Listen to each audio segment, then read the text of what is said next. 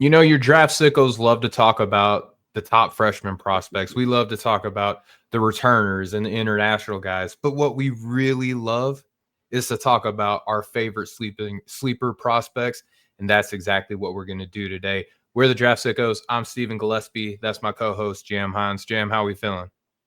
Fantastic. Like you said, we get a chance to talk about our favorite sleepers, the bread and butter here over in Draft Sickos and No Ceiling. So let's get it started.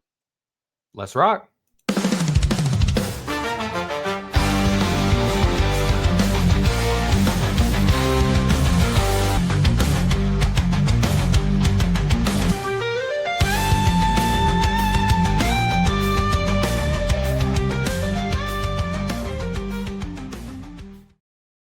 The No Ceilings NBA Draft Show is live here on the No Ceilings NBA YouTube channel. We are also on your podcast player of choice. We're the Draft Sickos. I'm Stephen Gillespie. Got my co-host Jam Hines with me.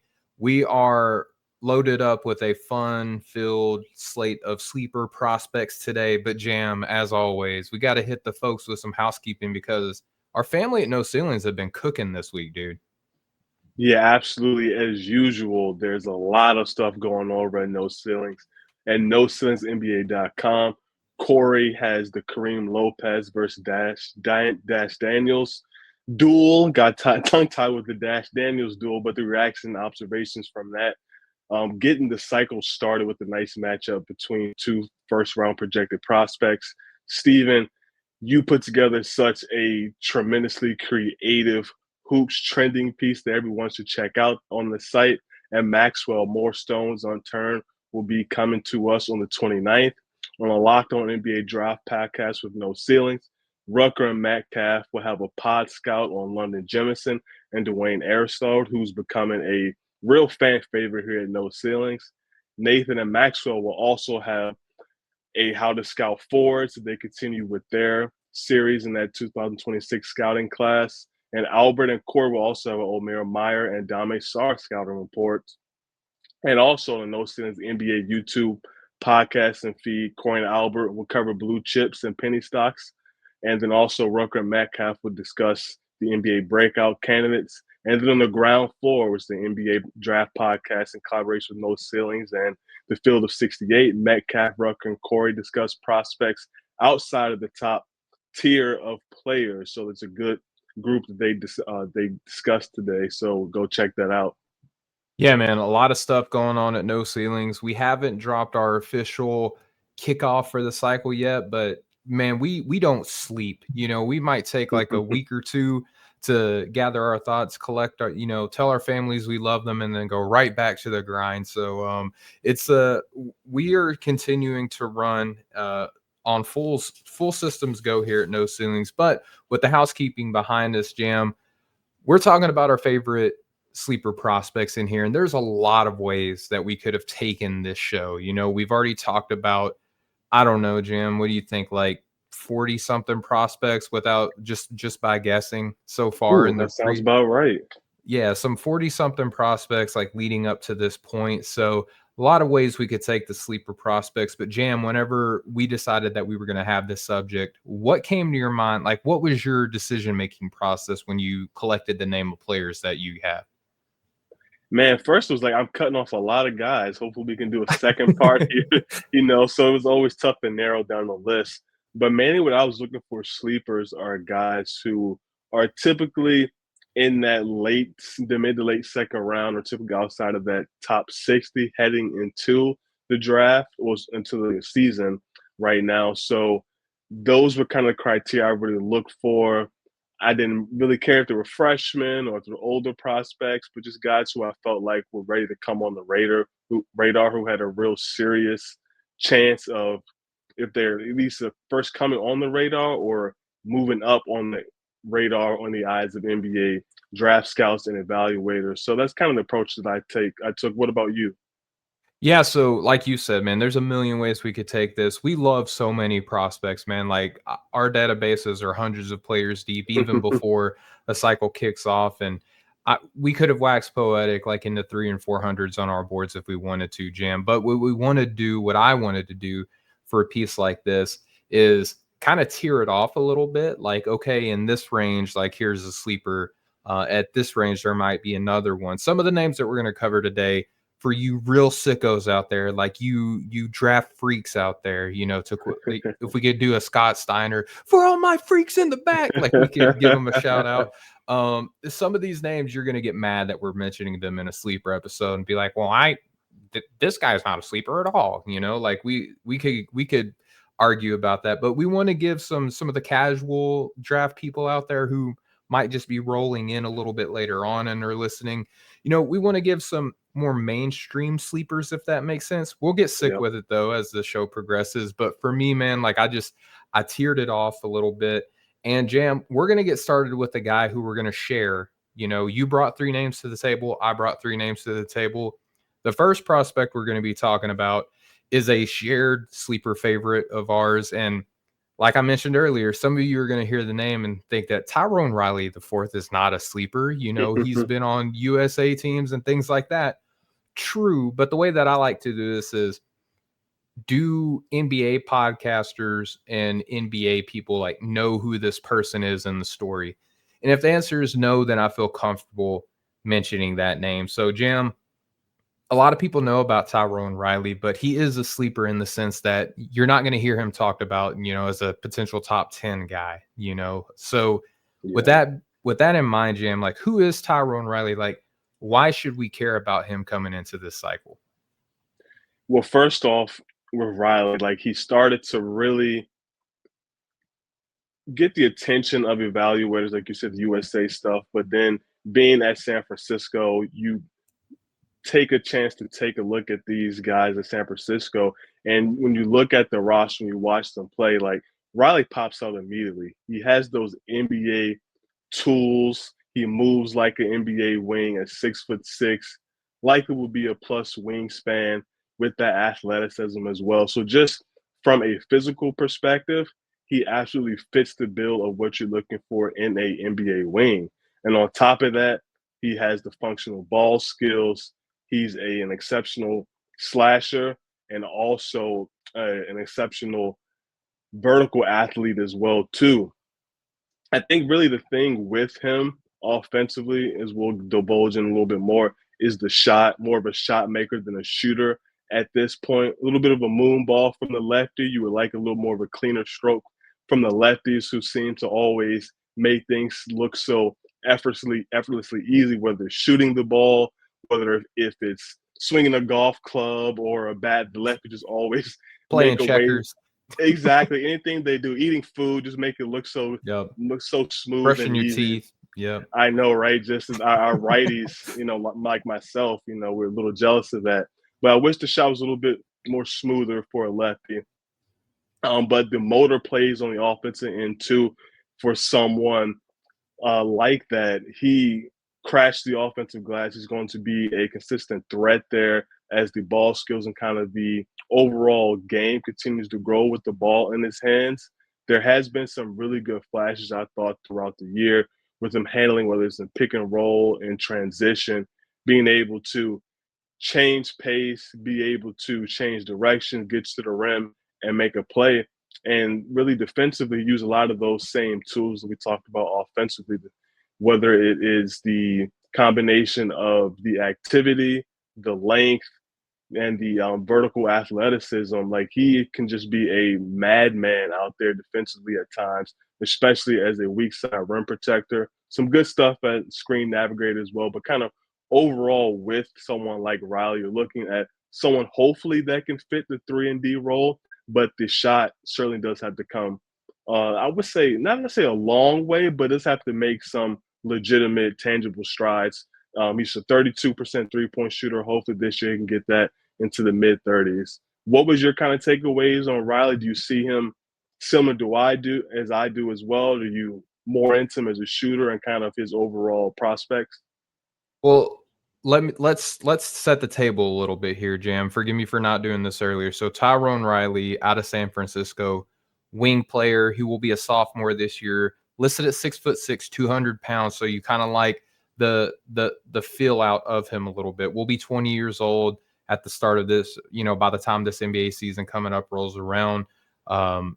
or the subsequent season, not this current one, right? Mm-hmm. When he gets drafted, rather. So this past year, he averaged almost 10 points per game, 6 boards, 1 assist, almost half a block, over 1 steal. Shooting splits, Jam, you touched on the 3-point shot, but he averaged shooting splits of 50, 32, 74.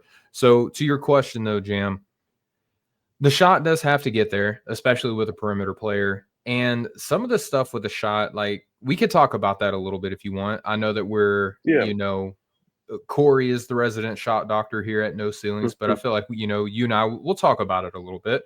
So I feel like the shot base is pretty narrow and he doesn't always necessarily get his feet in a supportive position. I don't think that if we're going to continue the football to basketball, like trans analysis that we've been doing so far, I've been doing it in my notes. I don't think he's what I would call like an off platform shooter. You know what I mean? Like he's one of these guys where you really want him to get a clean gather. You really want him to have his feet set underneath him, but his base is pretty narrow. And even though he's listed at 200 pounds and he's pretty long, I would like him to have more of that supportive base, really get his legs up underneath him and then utilize, some of the natural touch that we see him show from around the basket when he is hitting these like kind of mid-range shots and some of these like push and float shots that he's able to capitalize on as well. I think that it's just one of those things, Jam, where as a guard, you typically want these guys to be able to shoot off the bounce a little bit, right? But I think right now, just to get his confidence going in the shot, especially early on in the season, I would like to see him operate kind of off the catch a little bit better and get his base a little bit more foundationally supportive underneath him. Are you kind of seeing the same thing with the shot, or are you noticing some other things mechanically that he could probably clean up? Yeah, I think whether it is the base being narrow or whatever kind of things he's working on, I think it's just really a matter of him being comfortable with whatever they want to do with his mechanics. If that's making sure the base is just consistently strong and things with the release, kind of just really cleaning up some of the fundamental things. Because right now, there's more of a shot making aspect to it, whether it's stuff off the pull up and you see when you get to the rim and things like that. You see with the push and floaters that he does have in his arsenal, you kind of see like, hey, this guy does have some shot making stuff to him. And then when you come just to look at kind of more of the pure shooting numbers, he's shooting last year 38.9% on unguarded catch and shoot threes on Yep. 36 attempts.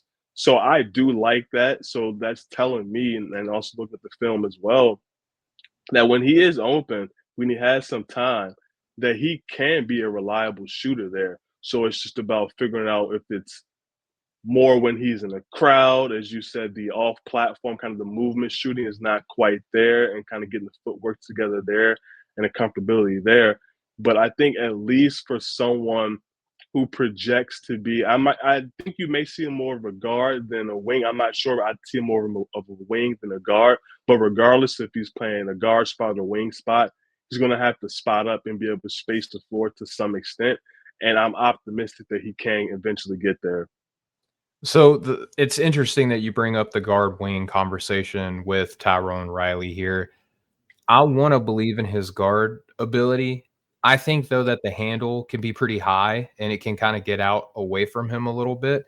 So I don't know how he's going to project in the NBA as like a lead initiator. Now there's a lot of Yeah. things to do. Like I think that his handle is good to get to his shots and to get to, positions where he's comfortable scoring. So I do trust him in the fact that like, okay, if he's like a more secondary, tertiary, or further down the line option as a distributor, I think that that's still good, right? Because he is such a versatile scorer, even though he is a little bit more wiry, his frame looks like he's Yeah. going to support some really good, mature mass as he continues to get older and stronger in his basketball career. He plays really, really hard too, a lot of hustle, a lot of energy, looks to get on the offensive glass too. Like he's one of these guys to where he's going to use his athleticism really well, in my opinion, Jam, to be a contributor, even if he's not, a 40% 3-point shooter. I would be comfortable with him being like one of these 35 to 36% 3-point shooters this year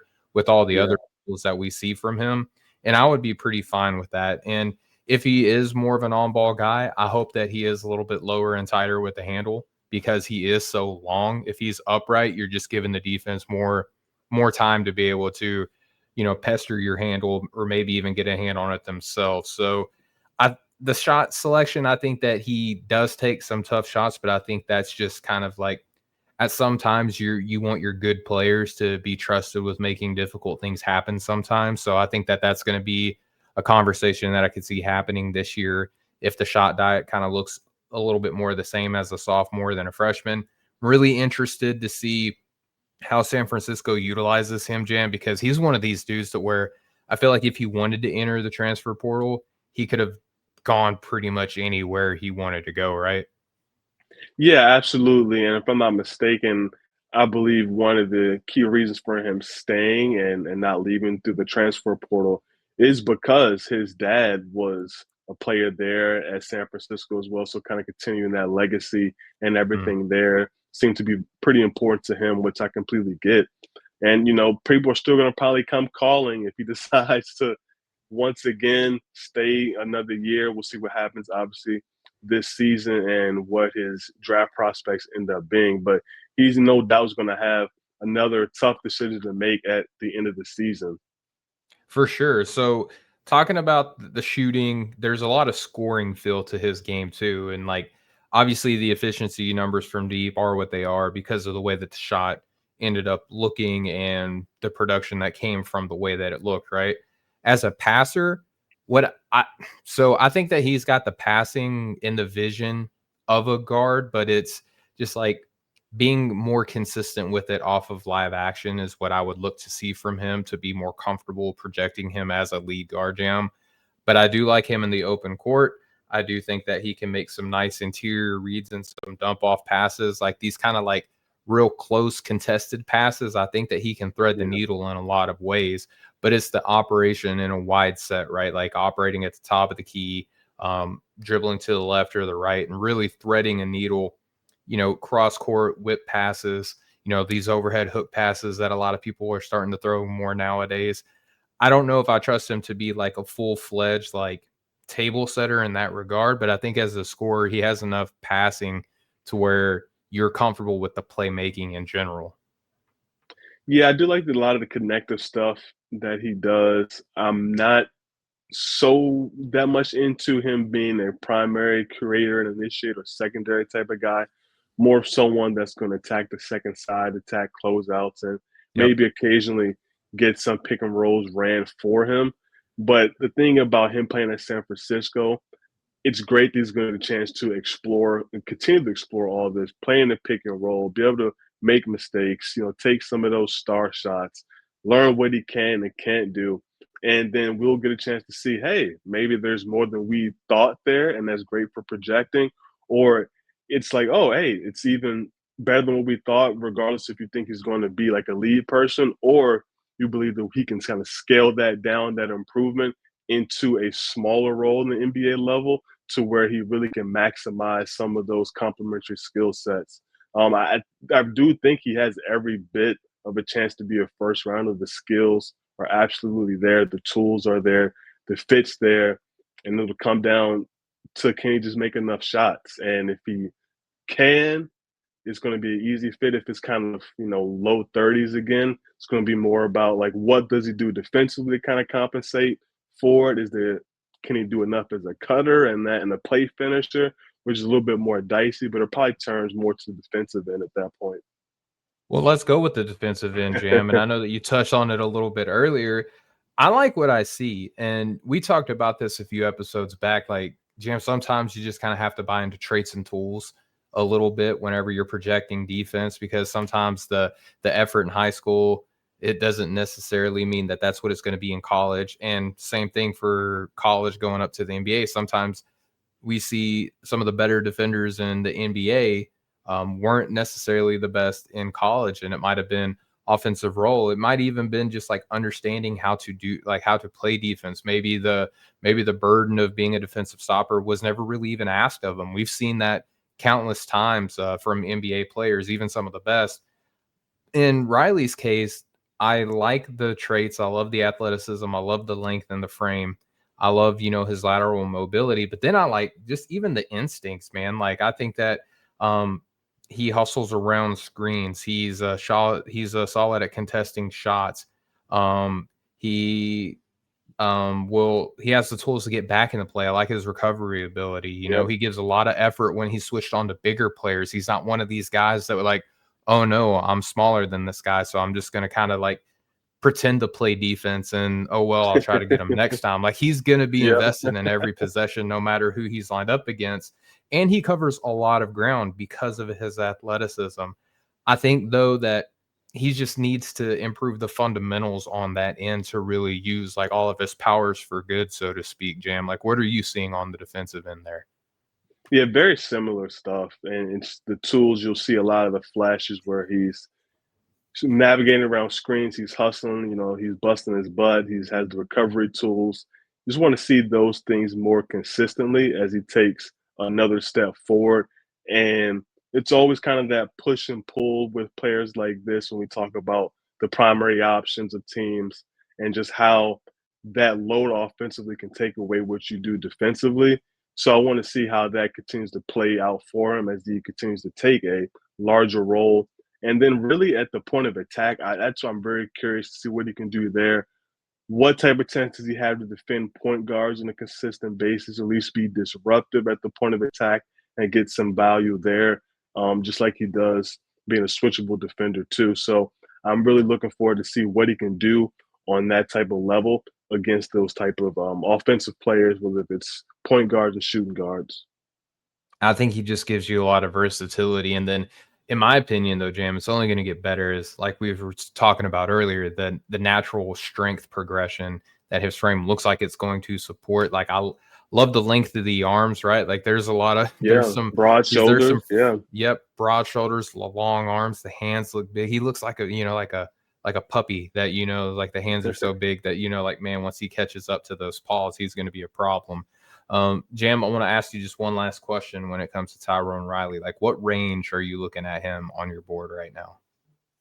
Right now, I'm glad we don't have to have boards in, but he's been we've been getting Soon. close though for us preseason. But for me, he's hovering right in that like 30s range. I just don't know where to go with the shooting quite yet. That's kind of where I'm stuck.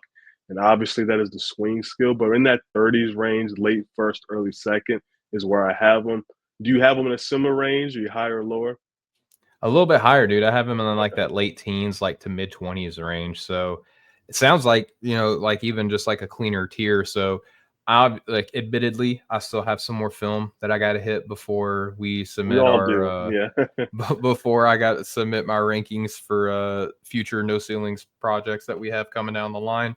But I'm kind of I'm kind of bullish on him. I think that he could be like one of these guys that's like pushing even like to borderline lottery if everything goes right. But Yeah. Jam, to your point, I think that there's a world where, hey man, like you great off season, but we still have some more work that we got to do, and there's really no rush for him to come in like unsure of himself. You know what I mean? Like there's no rush in that regard, but I'm hopeful for him. But Jam, what we're gonna do, we're gonna transition from Tyrone Riley the fourth to again, for you like real draft sickos out there, you draft deviants out there. This name you've probably heard before. He's plays at a big school, so forgive me if this isn't like scratching your like real sick itch right now. But Jam, we're gonna talk about John Blackwell out of Wisconsin. To Yes. quote the great Chucking Darts or Chuck from Chucking Darts, he's what I would classify as like a switchblade guard, a junior listed at 6'4". You like to see that 203 pounds right next to that frame, Jam. And he will be, even though he's a junior, he will be 21 years old coming into, after the draft, coming into that subsequent NBA season. This past year, Jam, like huge push latter portion of the season overall in the year, though, it averaged almost 16 points per game, 5 boards, over 2 assists, point 0.1 blocks, almost 1 steal, shooting splits of 45, 32, 82. Jam, I want to lead with this. I talked with someone who's very well respected in the player development community who had a chance to work with John over the course of the year, over the course of the offseason. I've been privy to know like the really talented players that he's been working with over the summer, some of the buzz that was surrounding his name, even last year from NBA front offices and stuff like that. The reason that I wanted to bring John Blackwell up is because I don't know if people are thinking about him like a potential first round pick coming into this season. If not, in my opinion, Jam, they really should be. Like the source that I was talking to said that he wouldn't be surprised if he's one of the leading scorers in college basketball this season. And again, if you look at the closing stretch that he had last year, it's not a ridiculous take to have, even though he's not like one of these like headliner names that you're hearing about during the offseason. Jam, what do you think of John Blackwell coming into this year? Do you feel kind of like the same way that I do? Because like I'm buying what I'm seeing with John. With John, I'm not quite that high, but I'm happy to hear that you are and kind of get that. All right, everybody. Hey, thanks for listening to this. No, I'm just kidding. Just kidding. Go ahead, brother. So I'm happy to get the other perspective and just kind of also just kind of get more of the details of why you do really feel that way about him. I may sound like Maxwell here, but I guess kind of my early hang up is him being 6'4" guard, and he's not necessarily a point guard. Him being able to play more of the one last season, I give him a tremendous amount of credit for doing that. Like he comes in and he slides over to play more of the one with Chucky Hepburn gone. And then this year, I think he'll take another step forward but it'll be a different role, probably playing more of the two now that John Tonji's gone. As you mentioned, I do believe he could be one of the leading scorers. You saw the way that John Tonji popped up last year and had the freedom to kind of go score and do his thing. But for Blackwell, I think it's going to be about him either becoming a more efficient scorer and high-level shooter. He was a really good shooter his freshman year when he was playing more of a supporting role off the ball. So I think that type of path is still there for him, especially on the NBA level. But I'm just not quite sure what the offensive role is on the NBA level if he's not scoring. And then what position is he going to play? If he's not going to play the one, it's going to be the two, and you're kind of more of a smaller two. And then, as I mentioned before, him coming over to play the one last year in the place of Hepburn, he was still growing into that role. 79 assists to 73 turnovers. Decision making has to get better if you have the ball in your hand that much, especially playing in pick and roll and being asked to facilitate. So I'm just not – I can't quite get there with you. For me, like right now, he's in the 40s, the early second, maybe mid-second. I'm just struggling to find what that NBA skill is right now. I love this dude. I'm being dead serious. Like, yeah. we got the Rams fan and 49ers fan dynamic going on here already. This is great. So I do believe that role is important, right? And I'm not one of these dudes that is like, I heard it on a podcast recently. Like, I am not anthro pilled, as the kids say. I am definitely, but I'm not like a small guard hater either. Yeah. I have to see like a clean path in order for me to feel confident in this, right? For me, when I look at John, I immediately am reminded of the NBA playoffs, and I look at the Oklahoma City Thunder and I look at the Indiana Pacers, right? And I look at how important it is to have multiple guards who can do multiple things on the floor. For John, the stretch down the season where he was more efficient, like as a scorer, even on volume, I love that. He's a rebounder. He's a really strong frame, strong defender. He's not going to be one of these guys that takes anything off of the table for whoever the primary initiator is next to them.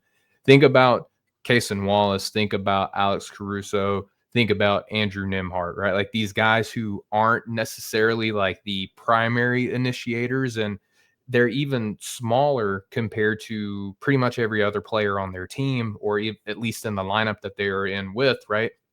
But they're so strong and long and athletically gifted that they can defend across like the ones and twos, sometimes even threes, depending on the lineup. But I look at John and I look at how the finals went.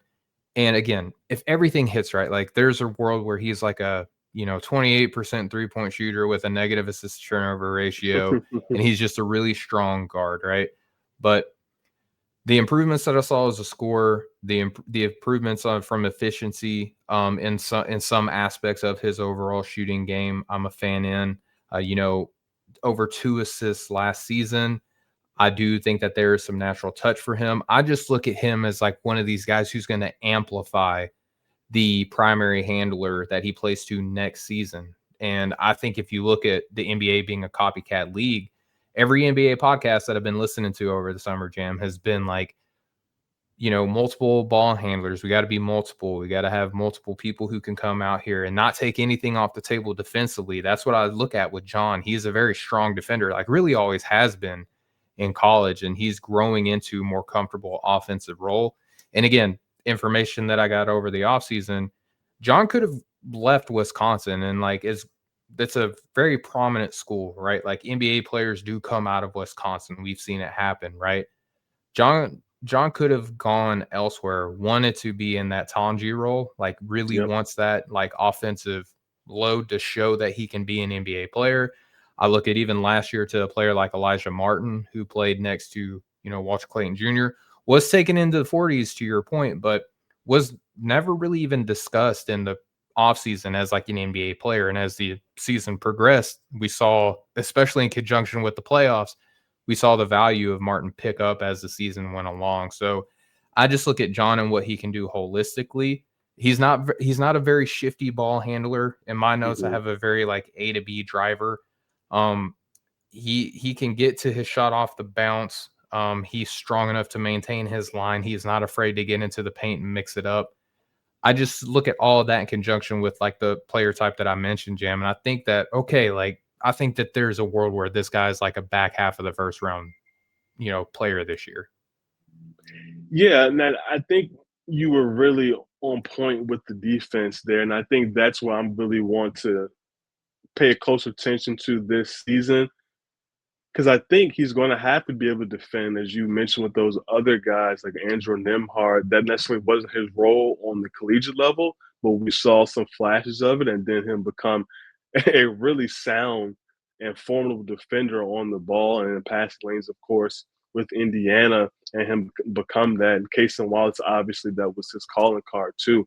So if he could become a guy that can defend ones and twos, I do like the shooting enough off the ball and what he does on the ball. I think that's cool too. He won't get that type of leeway on the NBA level, but I do trust the shooting in general off the ball, to space the floor. It's just going to be about what he does defensively, and I can't quite get there to the Cason Wallace level and kind of the level that I think he's going to. We both think that he needs to defend.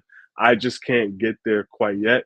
But on the positive note, though, I do like a lot of the strengths that you were saying about him, and starting with his strength to be 6'4". I think we said two something between 210, 203 is what he was listed 203. at.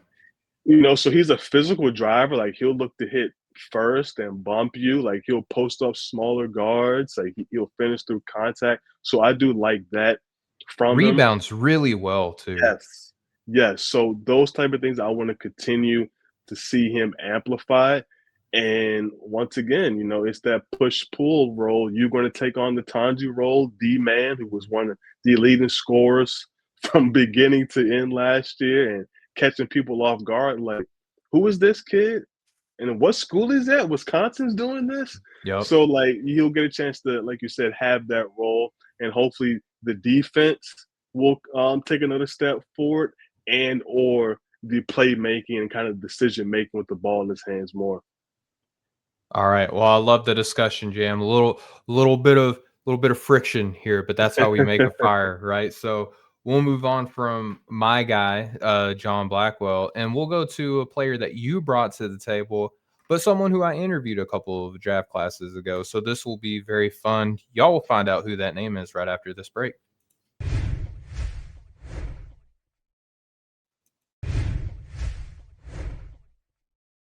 All right, we are back here talking about our favorite sleeper prospects coming into the 2026 NBA draft cycle. We just got done talking about John Blackwell and Tyrone Riley IV.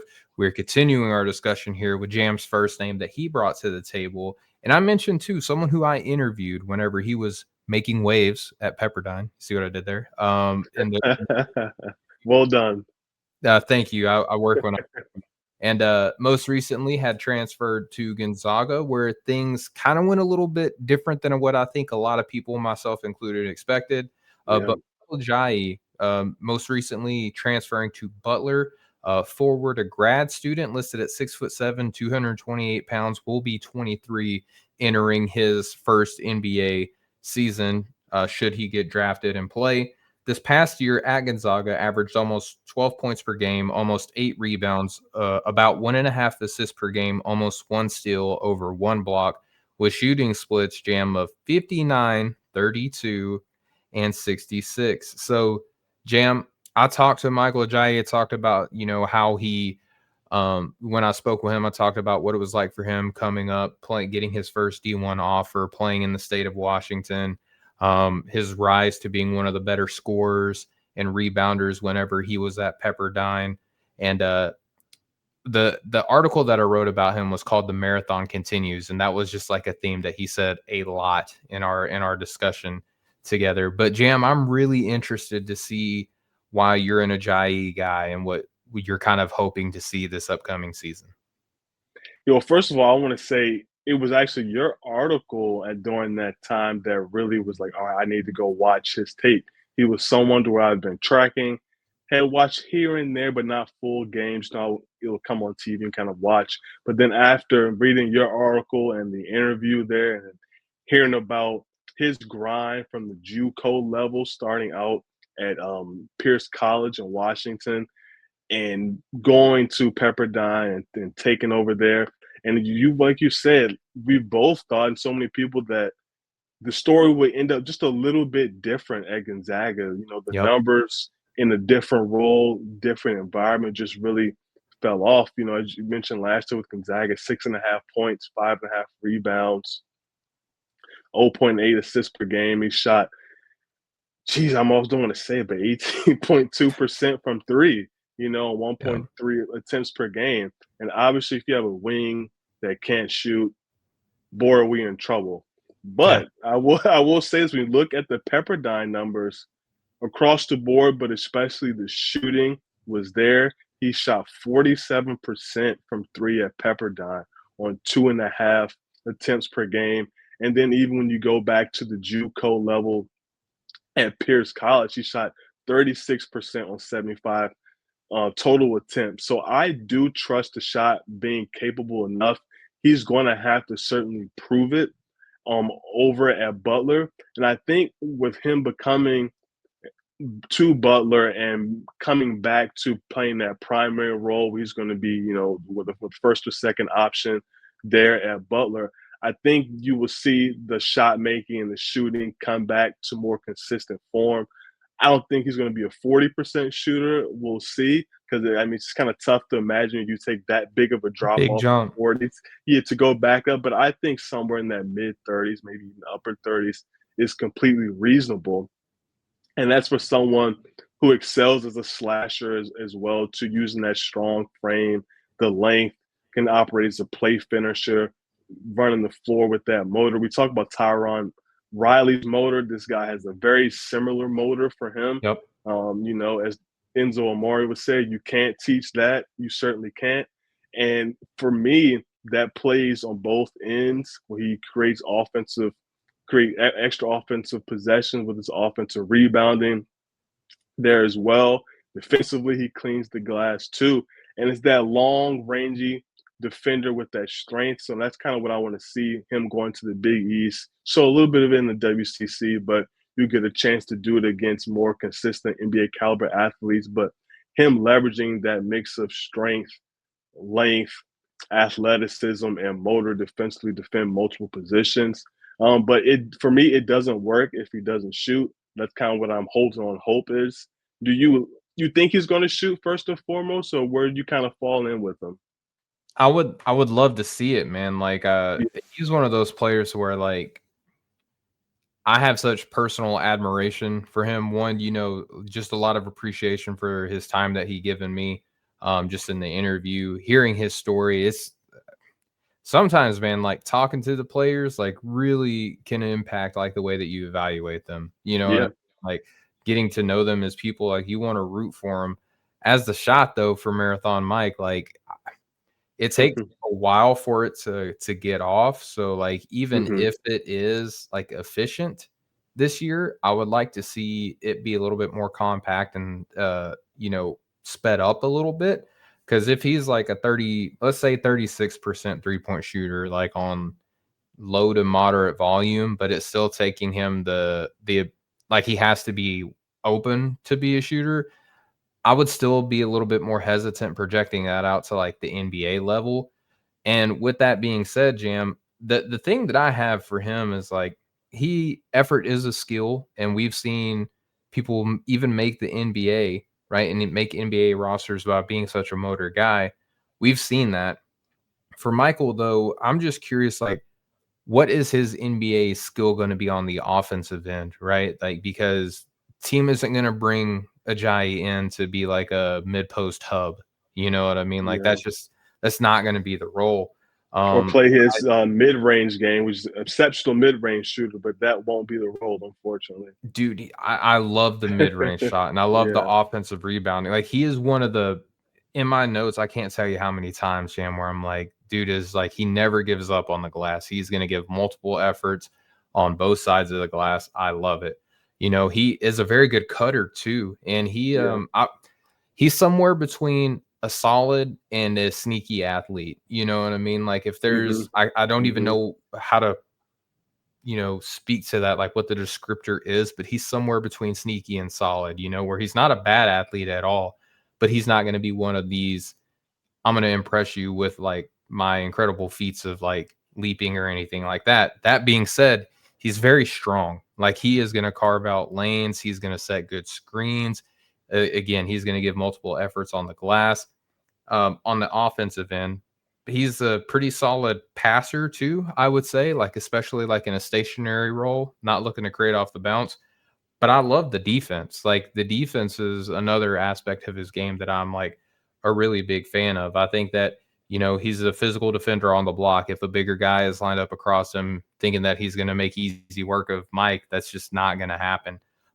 He maintains his line. He's not going to get bumped. He gives a lot of energy on that end. And he even looks good. There were a lot of efforts with Gonzaga last year that I saw, Jam, where in show and recover, like he was able to get back into position while kind of stunting the drive or the play development while being on a smaller ball handler. So I love the defense that I saw from him because he's just not going to give up on that end. So if he can get to like a little bit more sped up 3-point shot and it's at least respectable, then I'm buying in a little bit. But we know that like these kind of like smaller fours who really can't shoot, it's a narrow path, brother. Yeah, it really is. I'm just going to try to continue to trust what I saw at Pepperdine and JUCO stuff, and he just can't be an 18% three-point shooter. I just No refuse to way. believe that he's gonna No way. shoot that bad again, and just hoping that whatever this next sample size, that is just respectable, and something that can be counted on. Like I said, the catch and shoot numbers have been very good, and at Pepperdine, and that's something that I'm hoping that can continue to come to fruition at Butler, especially shooting for a lot of people and just really in general, honestly, it's about getting into that rhythm. And if Yep. for him playing a different role, he's playing half the minutes at Gonzaga that he was at Pepperdine. Got With a not lot get of not other bigger players on the floor at the same time too, occupying the space that he's exactly. normally used to. Yeah. Exactly. So it's a big feeling out process. And then with you go to Butler, there's going to be more expected of him. So I think he'll be much more comfortable. And hopefully that'll translate to more shooting numbers. And I will say these couple things though, Sure. despite the lack of shooting and kind of a down year from what was expected from him. The rebounding continued to translate on both ends of the floor. Very The good off-ball rebounder. movement, as you said, the cutting, and then just the overall motor on both ends. So I just love the fact that the shooting was not falling, but it did not affect his effort and the other things that he does well. And I don't want to undersell, Jim. It's fantastic points that you just brought up there. Don't want to undersell how instinctive and intelligent he is as a cutter, how physical he is as a rebounder. He works well in screens too. And then like as a I would say like an undersized four. His handle is pretty solid too. And again, like he's not gonna slice you and dice you off the bounce and then whip a cross court pass on the regular or anything like that. But a very connective passer too. When he's heads up and he is kind of operating in that mid post, that elbow, the low block, like he keeps Yep. his head up. He is aware of where his teammates are too. So very, very intelligent player.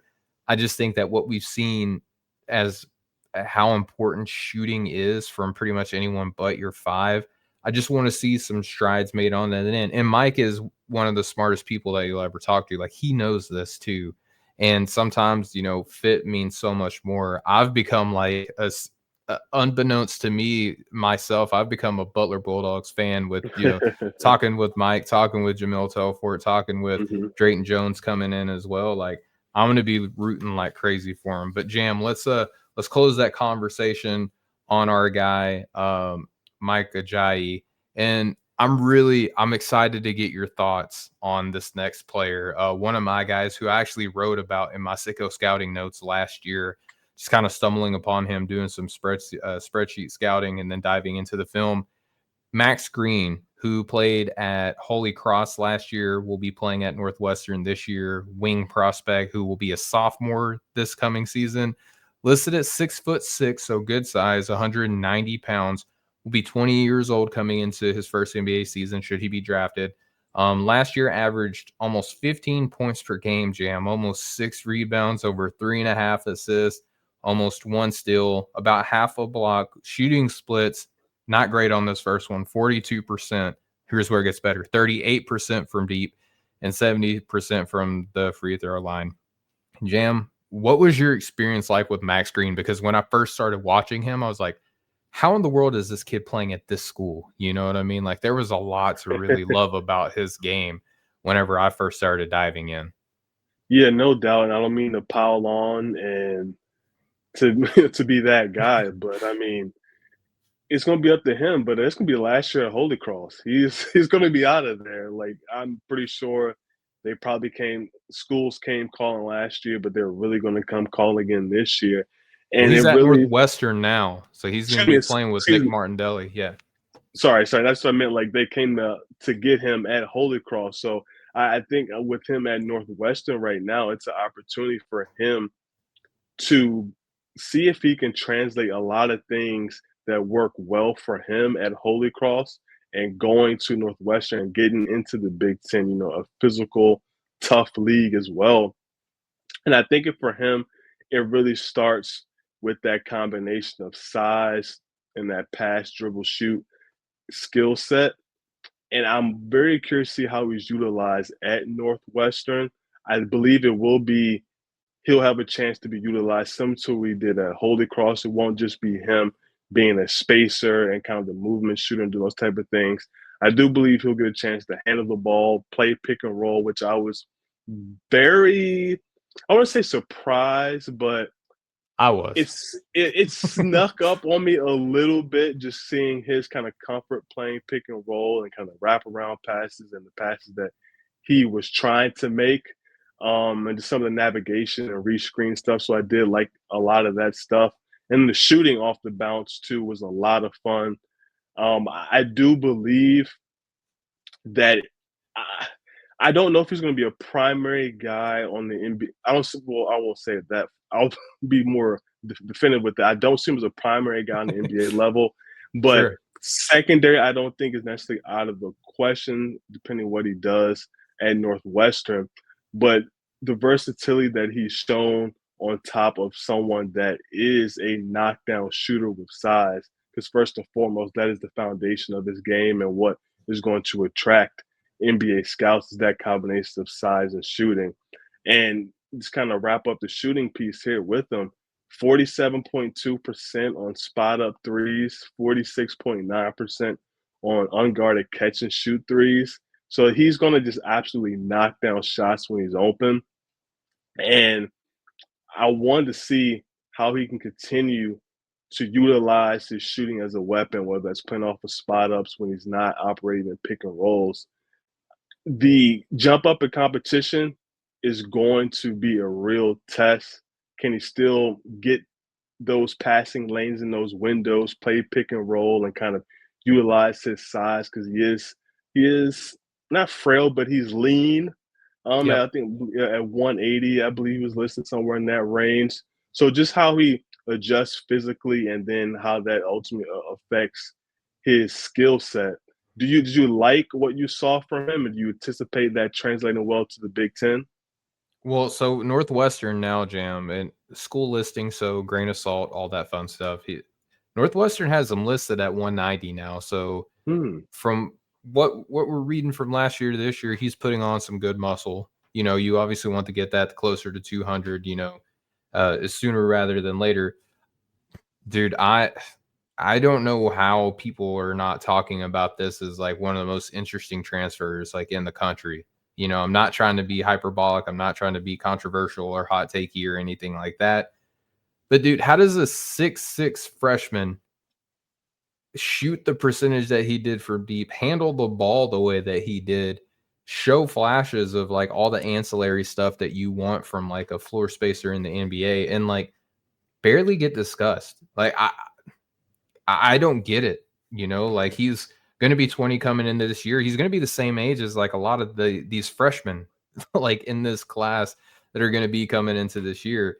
I just don't understand like how someone who can shoot in a phone booth, like can shoot from deep range. Like we were talking about how our guy Braylon Mullins is a parking lot shooter. You got to guard him when he wakes up in the morning. Like Max Green showed a lot of that. Granted, it's at Holy Cross. Like I get it. Like I know that that's not the best level of competition in the world, but if you think about it, like okay, Max Green is going to be the same age as a lot of these freshmen. While these freshmen were putting up these numbers in AAU and stuff like that, Max Green was putting it up still in D1 college. You know what I mean? And now he is transferred into not necessarily the best college basketball program in the entire nation, but Northwestern is a good, like Brooks Barnheiser is in the NBA now, and he's essentially going to be maybe taking the same role that he had, or at least filling for Nick Martinelli, as he slides into the Barnheiser role. Like someone who could triple pass and shoot to the level that he did and is still going to be 20 coming into this year. Like, I just don't understand like how he hasn't been more of a name, Jam. Like that's kind of like where I'm at, because he can operate pick and rolls like as a 6'6" ball handler. He can like again shoot from anywhere. Like he's not going to be a primary playmaker, to your point, Jam. Like a very astute, scouting note on your part, right? Like he's not going to be, one of these big initiators coming in, but I think that he's shown that he can do everything as a passer that you would want to see from your like insert the Bogdanoviches, insert the Kevin Herters, Yeah, insert yeah. like those types of the names. Like I don't think that that's a far reach for him. Like if everything goes well. Yeah, I completely agree, and he should have the ball in his hands. I'm sure that was some of the sell for him to go over to Northwestern. So he's going to be able a chance to make mistakes, play through those, and then anytime you're a 6'6" ball handler and initiator, who can shoot, those are a really good foundational base. And I can easily see, like, we get into November, we get around Thanksgiving, and he's starting to become a hot name. We'll see whether, Northwestern has some wins behind that or not. But I do believe that, like, to your point, that it's kind of surprising that someone with his NBA skill set in the shooting, the size as well, and the ball skills, that he's not more on the radar right now. Yeah, like like I don't think that I can. I'm sorry, I really love Max Green. If you can't tell everybody, um, he's not one of these guys, Jam, to where we kind of like just kind of throw a blanket statement over like he can initiate the offense. Like he did initiate the offense at Holy Yeah, Cross. yeah, Like brought the ball up the floor, like ran play sets, like didn't just get the ball swung to him on the wing and like did some second side creation. Like he legit initiated offense in college basketball last year. And as a shooter, he's not just like one of these good spot up guys. Like he can shoot off of movement. You know how we were talking about off platform for a guy like Tyrone Riley. Max Green can shoot off platform. Like he is like a very versatile shooter. And as a defender too, Jim, I'm really interested to see your take on this. He's not uber fast or bursty. But I found in the defensive film that like he stayed in front of his man more times than not. Again, weaker conference for Holy Cross, I get it, right? But like the defensive film wasn't like okay, like he's just tilted to one side, like he's a traffic cone on defense. We'll see how the strength and stuff fills out playing at Northwestern. Like that's a concern. Like it's in my yeah. notes as well. The very last thing in my notes says can get moved off his line, needs strength. And if he's added the mass that Northwestern is saying that they have, he's not a terrible defender by any means, in my opinion. Yeah, I appreciate the effort. It's, we're taking up a step when you get to the Big Ten. You're leveling up in conference where, the players there, bigger, faster, stronger on a nightly basis that you see Kanye that. West. So, it's going to be a nightly challenge for him on the defensive end. So just seeing what he does, if he's still going to compete, which I expect him to, then also figuring out where they're going to deploy him defensively. They're going to try to keep him against some point guards. They're going to move him off the ball a little bit. Not necessarily to hide him, but just maybe to hide him a little bit, to be honest. Sure. But just Yeah. to find the best possible Optimize matchup. his defensive There you role. go. Yes. Absolutely, for him and the team. Absolutely. Yeah, I mean, I'm not going to sit here and tell you that he's a stalwart by any means like that. I was just when I saw the offense, I was so scared to watch the defense and just Yeah, like think it was going to be a train wreck, and I was pleasantly surprised that he was just like capable on the defensive end, right? Like and it's like again as a freshman with that size, that stroke, the handle, the passing flashes, like you can be a capable defender, you can go a long way, especially as you get older and stronger. But Jam, I'm gonna save me from myself and the viewers and listeners for me just doing the Max Green hour here on the show. Let's throw over to you with a guy who you like. I have a vested interest in because of where he's going to be playing this year. We're talking about yeah. Malique Ewin, who played at Florida State last year. Woo Pig Sooie will be with the Razorback this year. Jam, I have him listed as like a forward big man, senior, 6'10". The Hogs have him listed around 240 pounds. Will be 23 coming into this next season. Last year with the Seminoles, averaged over 14 points, almost 8 boards, almost 2 assists, about 1 steal and 1 block per game. Shot 60% from the field, 0% from deep, 65% from the free throw line. Jam, I'm really glad that you brought Malique Ewin to the table. I think that he gives Arkansas some interesting wrinkles this year with his holistic game. But talk to the people. Why is he one of your favorite sleepers? Yeah, I really enjoy watching Malik this past year at Florida State. Like he's someone that started off at Ole Miss a few years ago as a freshman, and then took a year to go play at South Plains Community Colleges before coming to Florida State and really exploding and showing off that versatile skill set that he has. And when you think about the modern big man, especially look at the college landscape as well, you really want someone that can pass, dribble, and shoot. And right Yep. now, Malik does not have the shooting, which is kind of the downside here, but he does have the ability to pass and the vision, the feel to go along with the ball skills. So there's a lot of fun stuff, grab and go. There's DHO stuff. There's him short roll, making plays, dropping off passes, skip passes that he makes. A lot of connected things. He really can operate as a hub from the boxes and elbows. And as I mentioned, a lot of those NBA style actions. So I think that's really what his appeal is going to be, being able to do that, be able to score, really from the inside and kind of that mid post range, be able to utilize his footwork.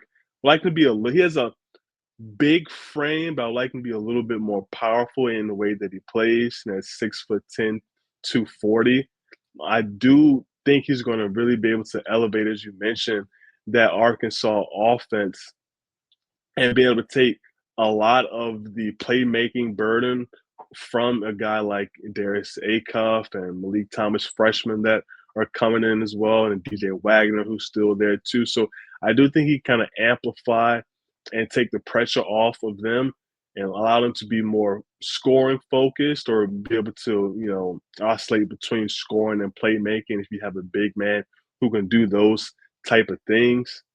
Do you do you kind of see him in a similar vein offensively? Do you expect him to play a different role offensively for Arkansas? So for Arkansas, I'm pretty sure I'll talk to you about this too, as well as some others. I think Malique Ewin allows Arkansas to be 5 out, which is such an interesting concept because, and you're probably like, well, Steven, you just said 0%. And Jam was just talking about how he's not a shooter. He can run offense in such a unique way, right? Like to Hmm. where you have to respect him because he can dribble a little bit. Like I hate to compare him to this player because different stories and stuff like that, but he's kind of like Nas Reed, but in college basketball in some regard, right? And Nas can shoot, right? I'm not trying to take away the shot from Nas, or at least he's Hmm. shown that he can at different moments in his NBA career, right? He reminds me of Nas in the sense that like he can dribble a little bit. Like the passes that he make, Jam, are not like the traditional big man passes. Like Yep. he can look players open. He can sauce people like live dribble pass. There, I've watched a few clips to where he's like backing down people in the paint and will throw a behind the back pass around his back and the defender that's lined up Yep. across from him He'll on the do it with both post. hands. Yes, to dump off to another big man that's on the Hmm. opposite block. Like there is so much feel on that side of the ball to coupled with that passing to where he has good feel with either hand around the basket to put up some shots. Excuse me here for a second. But he can score in such creative ways too to where he's applying pressure to people who play a position who don't traditionally have to worry about the defending the things that Malik brings to the table. You know what I mean? Like there's so many big men who are just not equipped defensively to worry about getting sauced off of the bounce, getting a quick rip through and shooting with their offhand. Like just big men typically don't have to worry about that. To your point though, Jam, he is 6'10". He is listed at 240 pounds. He's, to quote Albert and Corey, like he's a t-shirt guy. He's not necessarily like he's not skinny, which typically means that he's not rocked up. And that's what I would say. Like Malik is just not like chiseled, right? So he's not going to be one of these guys that's going to be super strong defending traditional fives. Uh, he's not necessarily quick enough to defend like elite perimeter players, which puts him in a weird spot. But Jam, I just think that he's kind of an outlier in the sense of like he can play make. It's not like there's glimpses of it. Like he can play make. He can Yep. score effectively around the basket. Defensively, you don't really want him defending out in space a lot. And he's not necessarily strong enough to defend traditional five. So, like, what do you kind of do on that end? That's the big concern. That's what makes him a sleeper instead of like one of these like, top tier talents, I would say. But there's a world, like there are multiple realities that exist out there, Jam, that he winds up being a solid NBA player. Maybe not like a superstar, but like a solid NBA player for a long time because of the innate feel that he brings. Yeah, you can certainly see him being, eighth, ninth man, 10th man, something like that. One of the rotational backup bigs. Because of what we talked about, that feel, the passing ability, the ball skills, despite not being able to shoot, just kind of having that uniqueness as a hub and connective passer from the big man spot and from the five spot. And I don't see him playing any four, really. I think he's just pretty much a strict five. We'll see what type of bigs or four men, what's going to be a big wing or more of a traditional big that he plays next to long term. But I do know, at least on the collegiate level, we'll see him next to Trayvon Brazile, who will Yep. play the four, super athletic, as we know, who can defend out in space, block shots on the weak side, recovery tools. So maybe that's going to be his best bet, is to play with someone like that. So it's kind of figure out what his ideal defensive partner is at the four, is going to be important for me. And if he can shoot at all, he might get a lot of like NBA looks to similar to how Jalen Williams being J Will, not J Dub, but like past Hmm. Arkansas big man, Jalen Williams. Um, if he can shoot, and Jalen Williams didn't really shoot well in college either, and he just kind of like, hey, I'm going to be a shooter in the NBA now. If he could take on like a similar type role, like that might give him some utility in the NBA. But Jam, let's hit this break real quick, and then we're going to talk about the last guy you brought to the table, who I hadn't seen a lot, and I dove into his film, and I was blown away by what I saw. We'll talk about that more right after this break.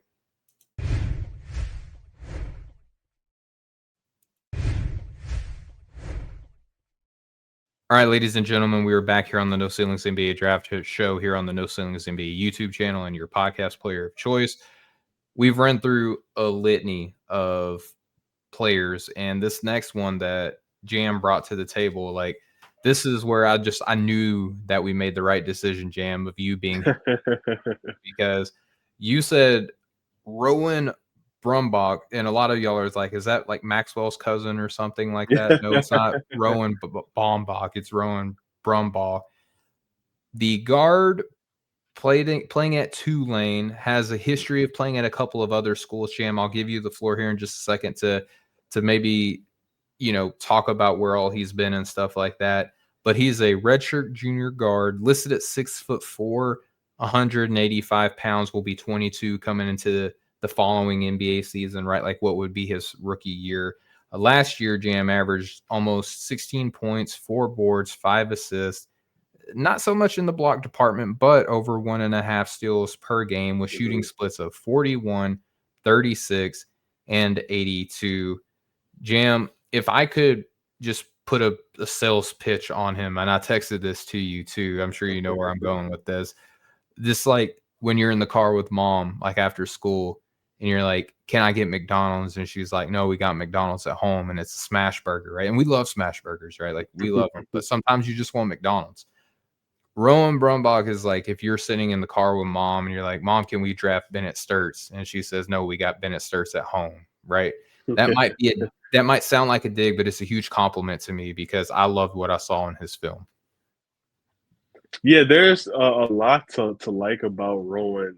For me, just kind of a little background on him. He's a former top 100 kid. He started off at Texas, but then ended up redshirting and then transferring to Georgetown a couple of years ago. And at Georgetown is where I got to see him quite a bit up close, several live games, a bunch of film as well. And there at Georgetown, he started to really find his game, but at the same time, going to so many games and kind of the feeling with a decent amount of the games coming out of those on him, it's been like, man, like he made some good plays, but he was a little tentative, and it's just like, stay aggressive. You just made this play. It seemed like he was still really trying to figure it out. And that Georgetown team, I believe that was Patrick Ewing's last season, if I'm not mistaken. So there was also things going on with figuring out his role and kind of the guard distribution and shots and a lot of things going on, but he was still trying to figure it out. And then he goes to Tulane, and it's like, oh, things have clicked. 15.5 points per game, 4 assists per game, about 4 rebounds per game, 1.6 steals per game. All starts. He shoots 35.8% from three on 5.1 3-point attempts per game, too. And you see when you watch him, it's like, all right, there are some real makings of a legitimate backup guard in the NBA. He's poised, he's tough, he's competitive. He can run pick and roll, whether it's to get downhill, to scoring opportunities at the rim, which he has shown some touch there, some footwork, some craft there, and also to make plays, where she's so slick playing in the pocket. There's wraparound passes, there's skip passes, there's eye manipulation. He's ambidextrous with the passing at times too. So he show you a lot in the pick and roll as a playmaker, be able to handle those type of situations and facilitate for the team while getting his a little bit more too. And really defensively, it's all going to be about being a playmaker. That's kind of the name of his game. Being able to play passing lanes. He's shown some quick hands on the ball too. Even at 6'4", we'll see what the wingspan is like. I'm not sure if it's going to be a plus. He's not particularly long, but I do believe that's going to come down to him being a consistent playmaker on the defensive end to kind of hold value there. We can start with the offense, and that's probably what kind of caught your attention. Did you see the offense similar to me? Do you see this working on the NBA level? I mean, I love Bennett Certs. We've talked about him before on the show. We've had words on him and all that, right? The reason that I say is like we have Bennett Certs at home is because there is so much about Rowan's game that I'm like, man, like he is so comfortable operating with the ball in tight spaces. You know, when we talked about Bennett Certs and how comparable he was to Steph Curry, right? Like when like to the dialogue, right? I spoke about how he can operate around 6 people while he's dribbling a basketball to get to his shot. Like I see a lot of the same things with Rowan in his film last year. He has a very deep ball, and sometimes I feel like he kind of settles for it. If I could just tell you the truth, Jim, like the biggest concern that I have for him is the frame, right? Like he's listed at 185. He plays thin, and I Yeah, see like a lot of arm bar with him whenever he's driving, like to keep that separation with the defender. But operating around a screen, and he has wiggle to him too, right? Like he's not one of he these does. guys. Like he can create lateral separation with people, but whenever he's trying to get into the paint, which again, by the way, love the fact that he's not afraid to go in and mix it up inside. You know, how many of these more, shooting tilted guards do we say like, hey, can you do anything in the paint? Can you absorb contact? Yep. Rowan's not afraid to mix it up and maybe take a bump and fall on the floor. I just would like to see him get a little bit stronger. And with that being said, I'm probably jumping ahead to where like we would naturally progress in this conversation, Jam. I am okay if he doesn't come out this year, but has like a very similar showing because I think that he's not necessarily only auditioning for the NBA this year, but for a bigger program that he can Yep. go to, take advantage of those resources and really capture the attention of people. But I love everything that I see on the offensive end, minus the strength deficit, which causes him to do things that might result in turnovers unnaturally, like if he was a little bit stronger, if that makes sense. Yeah, and I do wish I obviously everybody wants to be a better shooter, but I Yeah, wish he was more on par with Sturts as a shooter. Then I would feel more comfortable about like, all right, this is like a guy who could be ready next year to be a draftable type of prospect. But ultimately, I'm in agreement with you. There shouldn't be any rush, or even though he's a junior, continue to progress, do your thing at Tulane, continue to grow there and set yourself up if you want to go to a different program next year. Because I think being by that point, he'll be graduated, if I'm not mistaken, since he's a redshirt junior, and being able to go to a different program. But although he's not the shooter, what he lacks in kind of being, to me, a tier below shooter than what Sturts is, maybe even tier and a half. But what he doesn't have as a shooter, in my opinion, for Sturts, he is a better passer than him, in my sure. opinion. And so I do like what he can do in that regard. And if he can continue to hit shots, spot up shots, and play off the ball, 36.7% on spot up threes last year, 38.9% on catch and shoot threes. So I think some of that off ball, on ball versatility would be great for him to continue to build up in the show. And I think the shooting is going to be that combination of shooting and the playmaking is going to have to help compensate for that lack of strength that you've mentioned that consistently comes out with his tape. So I'm going to continue to look for those kind of compensators because I don't anticipate him being 6'4", 220 pounds, or anything like that Yeah. anytime soon. So just finding different ways to compensate for that strength on both ends of the court will be important. Yeah, and defensively, like, I mean, we don't gotta get too crazy in here, but, Yeah, he'd be screened off a little bit too easy. Like, it all comes down to the size, man. Like, really, that's all it yeah, is. He tries to be pesky, he tries to force the issue. He tries to be one of these guys that'll bait you into thinking that you got a passing lane and he'll, like, jet through to try to get it, right? yep. The passing that you touched on, I think is good. I just think that and I'll be honest with you, dude, I have him in my late second round, and to me, Wow. like, if he shows that he is at that level, like, don't come out, you know what I mean? Like, coming out of Hmm. Tulane, go back and be, like, Florida's next group of 2 point guards or whatever they try to do, right? Like, I could easily see Yeah.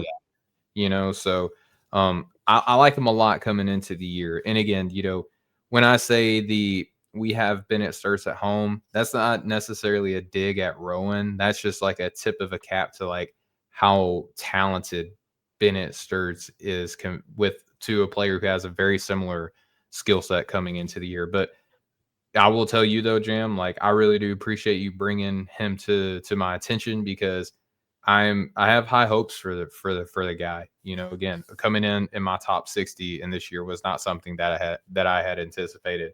But Jam, let's transition away to our last prospect. I didn't mean to pick two Wisconsin Badgers to be completely honest. On Uh, Wisconsin. yeah, I know. Like people are gonna think like, what's up with the Arkansas dude like in Wisconsin? I don't know. I just like these players. They just so happen to be on the same team.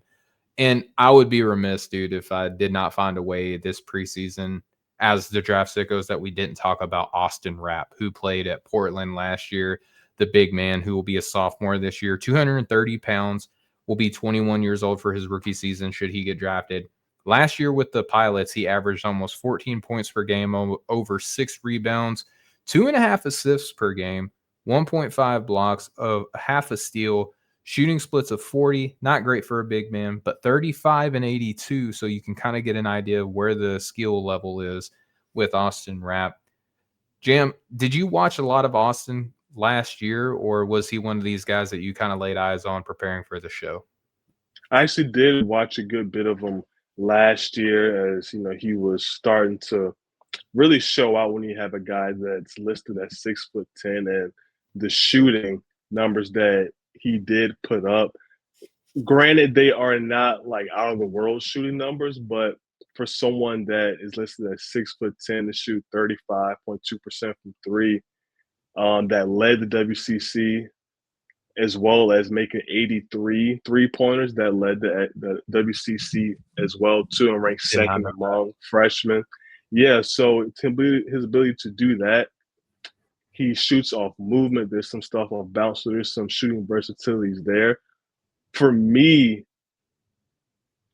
I I'm struggling with him. I know you're a fan, but I'm struggling with him because I'm just figuring out, is 35.2% enough? Mm, Is that enough? And generally, like the threshold's a little bit different, obviously, for bigs. But then for him, I'm also struggling with the height. I don't know if he's actually 6'10". I think he's actually somewhere in the 6'8" to 6'10" range. And that kind of changed the profile if you're more of like a stretch four as opposed to more of a stretch five, a stretch big. So that could potentially change the profile for me because when I see him going up against Michael Michael Rattay, was it Rattay or Rattay? I think it's Vertage, Rattay, yeah. who Mm, was at Oregon State and now is at Baylor. He's listed at 6'8", and when they were matching up, they were on film. They looked to be comparable in pretty close. size. Yeah, so that's something that I'm going to be on the lookout for. But even with that, I do like the activity that he does show defensively. He will rotate despite not being the most athletic and vertically explosive. Like will rotate, shows mobility, and try to contest at the rim.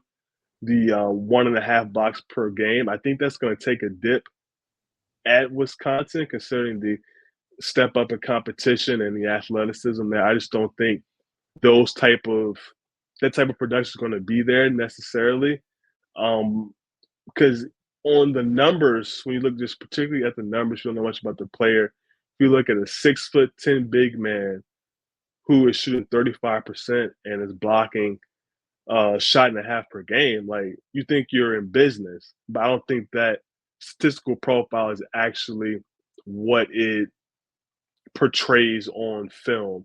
Do you look at them a similar way? Am I too far off? So I know this is something that you do like a lot.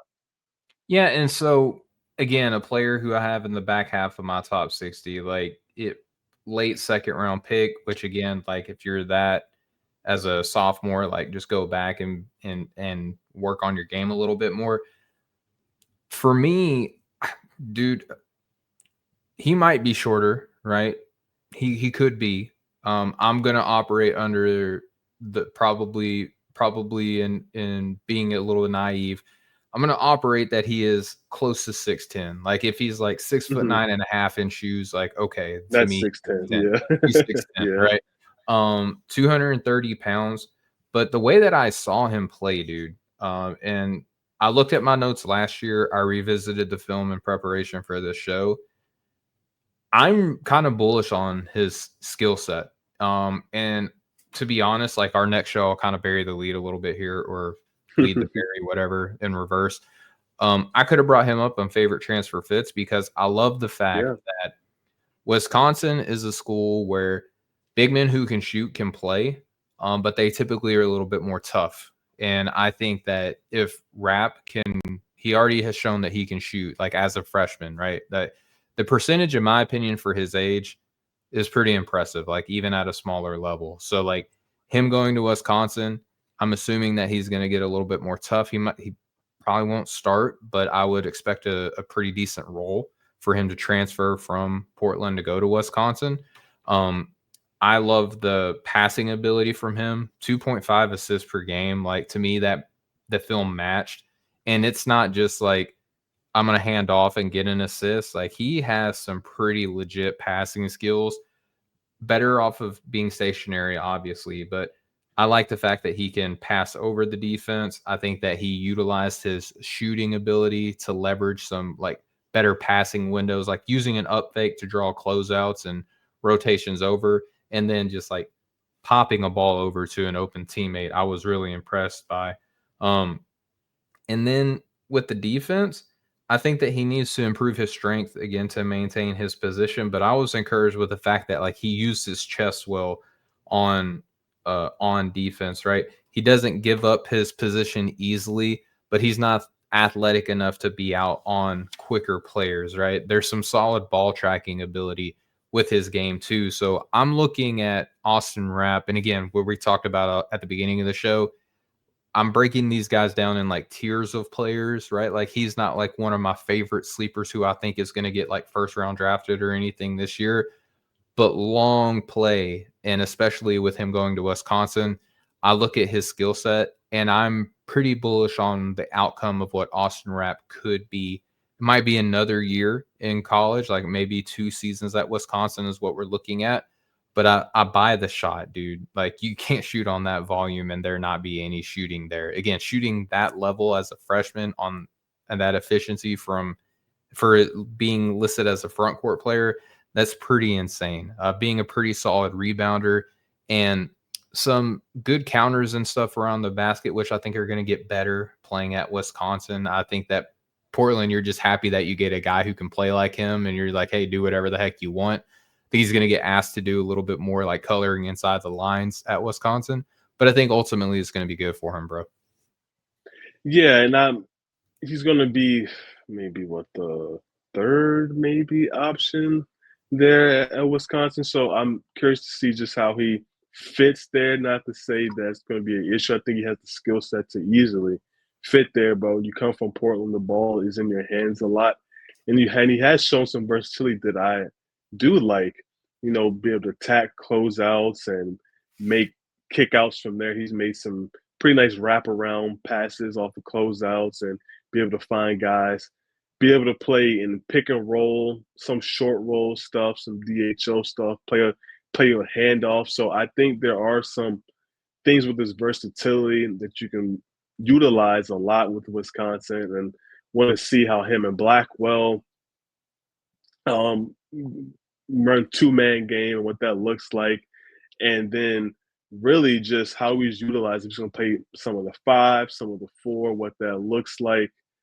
Um, I I guess my reason I am really hesitant on him is the athleticism on both ends, how limiting that can possibly be. I do think he will shoot. That's not really a concern. For me, like I mentioned, is just what level of a shooter is he? And let's say if that drops off just a little bit, is that still enough to draw those closeouts still, to be able to open up the rest of his game? Just how else is he going to contribute if he is not that constant stress, not stress, but well, yeah, stressing out the defense as a stretch player was at the 4 or 5.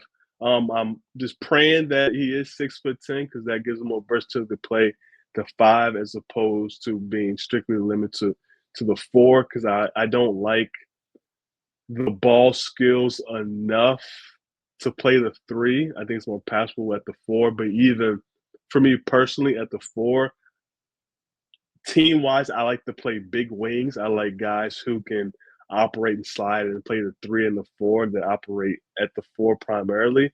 So I just want to see more of those type of things from him. But playing in Wisconsin, he's going to have a more simplified role, stretch the floor, attack closeouts, getting out in transition as well. So I am excited for what he can do, despite what the discrepancy and could be with his height, and how for me that could change some of the profile.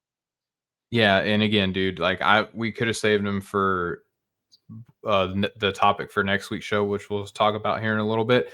Again, deeper sleeper down my board. Yeah. No one that I'm like on the mountaintops. Like Max Green, I'm way more bullish on him for this year as opposed to Austin Rapp. But I like what I see. But we'll see how it goes, man. But Jam, that's gonna do it for today's show, talking about our favorite prospects. We gave y'all 7 names. Hopefully y'all are happy with a couple of them as deep as we went. Jam, we're going to send off the show, but before we do, I want to give you the opportunity to maybe let the folks know what you kind of got going on behind the scenes for No Ceilings, brother. Yeah, right now working on the Caden Lewis piece right now, as doing that in the background as we work on a team project here for No Ceilings that I'm sure there'll be more information in the next few weeks. But that's what I'm working on right now. Right on. And as for me, you might have noticed that the show wasn't live because typically we like to interact with y'all when y'all give us little comments and stuff like that. For me, we're recording this. I'll be transparent. We're recording this on a Thursday evening. So some of the notes at the end might not be complete for like future works and stuff like that. I'll be down in around the greater Orlando area is what I'll say. At the Hoop Exchange Fall Festival, where I'll be looking at some of the top JUCO prospects, similar to what I did earlier in the offseason. But there's going to be a ton of high school prospects, including like all of the Florida high school prep schools are going to have representation at this event. I'm very excited. The fine Yeah. folks who I've connected with over the summer have invited me back. I'm excited to be there and scout that event. So that's where I'll be over the weekend, and I'll have a piece kind of covering that, some names down the line. But for No Ceilings at large, just keep an eye out for this upcoming week because Nathan and Maxwell will discuss how to scout centers in the 2026 class. You're going to have Albert and Corey talk about Darius Acuff and Sean Abayev, a player who I am like a huge freak for. I know that Jam feels the same way with No Sean doubt. Abayev. And then Corey and Albert will do their Blue Chips and Penny Stock show.